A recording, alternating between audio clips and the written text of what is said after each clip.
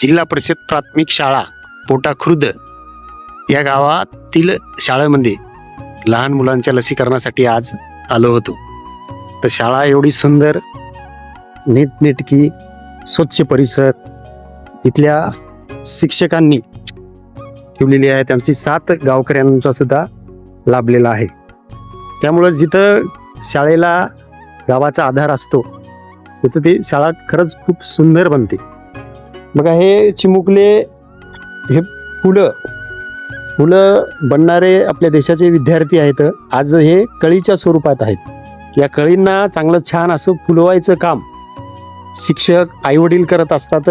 घरून आपल्याला आईवडील संस्कार देतात आणि घराच्या बाहेर जेव्हा शाळेत शिकायला येतो त्यावेळेस आपल्याला शिक्षक वर्ग आणि ही शाळा खूप छान सुंदर अशी शाळा इथं बनवली आहे. खरंच या शाळेचे शिक्षकांना आणि गावकऱ्यांना सुद्धा अभिनंदन आणि कौतुक करावं तितकं कमी आहे. मुलं पण खूप छान असे शिस्तीत बसतात, जेवण करतात.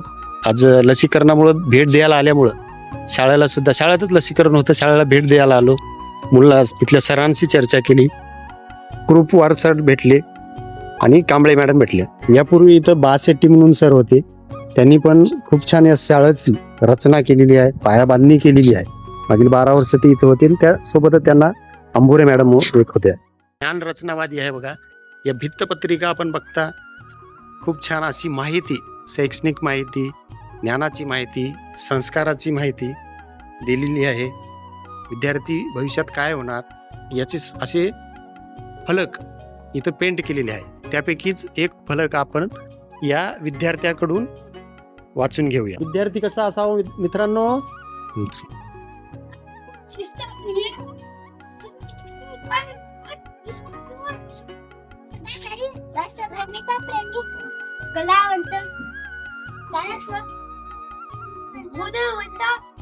छान, बघा किती छान असं यांनी लिहिलेलं आहे. एक विद्यार्थी कशा प्रकारे असावा, तो ज्ञानाच्या माध्यमातून ज्ञान अर्जन करून अशा प्रकारे विद्यार्थी जर घडला तर एक आदर्श नागरिक नक्कीच घडेल.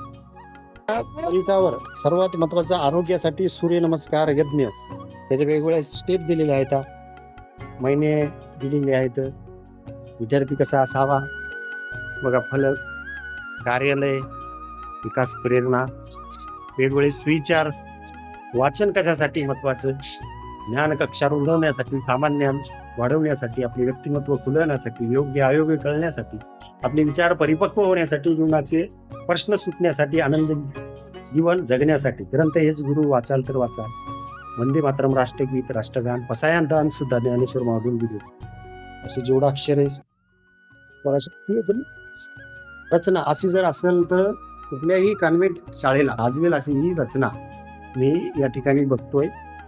महाराष्ट्रातील किल्ले,